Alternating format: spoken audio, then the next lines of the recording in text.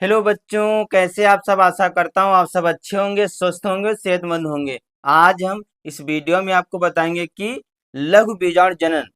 जी हाँ, इसके विषय में हम आपको चित्र के माध्यम से समझाएंगे। अगर आप हमारा पूरा वीडियो एक बार देख लेते हैं तो आप लघु बीजाणु जनन के विषय में आप बहुत ही आसानी से लिख देंगे। तो सबसे पहले हेडिंग डालेंगे लघु बीजाणु जनन। इसमें लिखेंगे पुष्प के नर भाग पुंकेसर के परागकोश की लघु बीजाणुधानी की बीजाणु जनन ऊतक की पराग मात्र कोशिका के अर्धसूत्री विभाजन द्वारा 4 लघु बीजाणु के निर्माण की क्रिया को बीजाणु जनन कहते हैं। तो ये है लघु बीजाणु जनन की परिभाषा। अब हम आपको इसके विषय में चित्र के माध्यम से समझाएंगे। इसके बाद हम आपको बताएंगे कि किस प्रकार से 4 लघु बीजाणुओं का निर्माण हुआ, यानी कि 4 जो परागकण हैं उनका निर्माण कैसे होता है, हम आपको चित्र के माध्यम से समझाएंगे। तो ये है पुंकेसर। क्या है पुंकेसर? ये ऊपर वाला भाग है परागकोश। परागकोश को जब हम काटते हैं तब इसमें देखते हैं कि 4 लघु बीजाणुधानी दिखाई देती हैं, यानी कि जब परागकोश को काटते हैं तो इसमें 4 लघु बीजाणुधानी दिखाई देती हैं। जो लघु बीजाणुधानी होती है कैसी होती हैं? द्विगुणित होती हैं।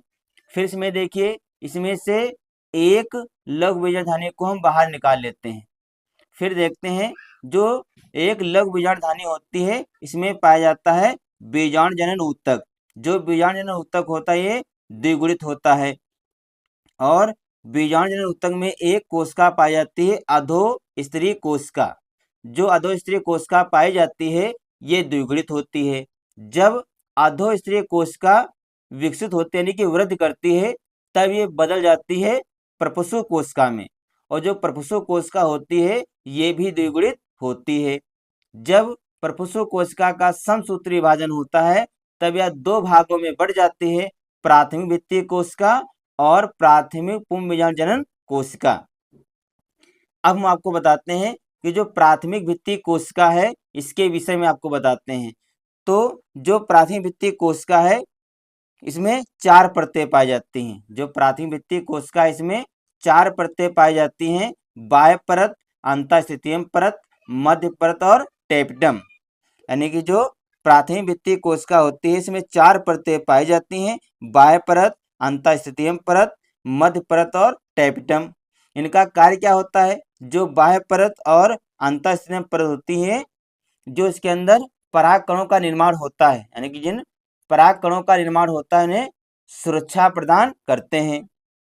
और जो मध्य परत होती है इसका कार्य होता है सुरक्षा के साथ साथ आर्द्रता भी प्रदान करना। और जो टेपिटम होता है सबसे आंतरिक परत, ये क्या करती है? जो परागकण इनको पोषण प्रदान करते हैं। ये है प्राथमिक भित्तीय कोशिका। जो प्राथमिक भित्तीय कोशिका है ये आगे चल के 4 परतें इसकी बन जाती हैं, बाह्य परत, अंतःस्थितियम परत, मध्य परत और टेपिटम। बाह्य परत और अंतःस्थितियम परत का कार्य होता है परागकणों को सुरक्षा प्रदान करना। और जो मध्य परत होती है सुरक्षा के साथ साथ जो परागकण होते हैं उनको आर्द्रता उनकी यानी कि नमी को बनाए रखते हैं। और जो टेपिटम होता है क्या करता है? जो परागकण उनको पोषण प्रदान करता है। फिर जो प्राथमिक पुंज बीजाणु जनन कोशिका होती है, जो प्राथमिक पुंज बीजाणु जनन कोशिका होती है, जब इसका समसूत्री विभाजन होता है तब पराग मात्र कोशिका का निर्माण होता है। यानी कि जो प्राथमिक पुंज बीजाणु जनन ऊतक होता है जब इसका समसूत्री विभाजन होता है तब पराग मात्र कोशिका का निर्माण होता है।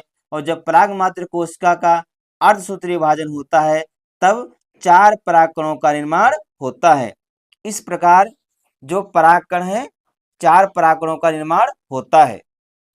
तो आप ध्यान से देखिए, जब एक परागकोश को काटते हैं तो उसमें 4 लघु बीजाणुधानी होती हैं और एक जो लघु बीजाणुधानी होती है उससे 4 परागकणों का निर्माण होता है। तो इसमें देखिए 1 2 3 4 लघु बीजाणुधानी है। तो इससे आप समझिए कि 4 चक्कु 16 यानी कि 16 परागकणों का निर्माण होगा। तो हमने चित्र के माध्यम से जो लघु बीजाणु जनन की पूरी प्रोसेस है हमने आपको चित्र के माध्यम से समझाया है। अब हम आपको बताएंगे कि आप किस प्रकार से परीक्षा में जाकर लिखेंगे। तो इसमें लिखेंगे पराग कोश में 4 लघु बीजाणु धानी होती हैं, ये द्विगुणित होती हैं। इसमें बीजाणु जनन ऊतक पाया जाता है, ये भी द्विगुणित होता है।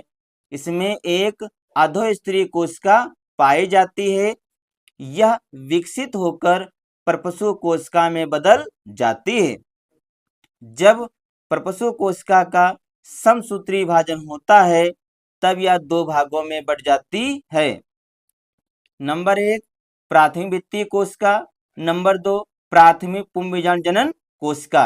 अब हम डालेंगे प्राथमिक भित्तीय कोशिका। इसमें लिखेंगे प्राथमिक भित्तीय कोशिका में 4 परतें पाई जाती हैं, बाह्य परत, अंतःस्थितियम परत, मध्य परत, टैपिटम।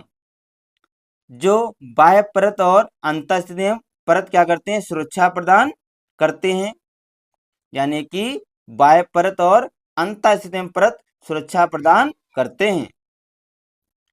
और मध्य परत सुरक्षा के साथ साथ आर्द्रता को भी बनाए रखती हैं।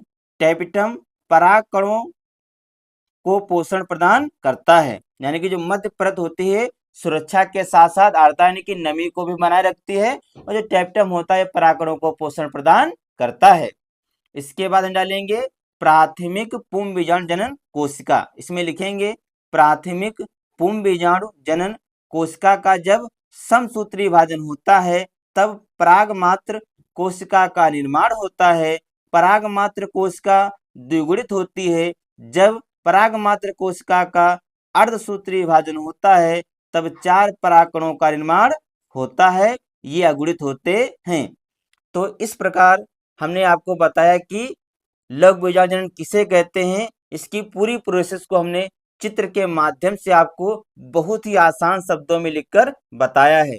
तो बच्चों, अगर हमारा वीडियो आपको अच्छा लगे तो इसे लाइक, शेयर और सब्सक्राइब जरूर करें। मिलते हैं अगले वीडियो में नए टॉपिक के साथ। तब तक के लिए जय हिंद, जय भारत।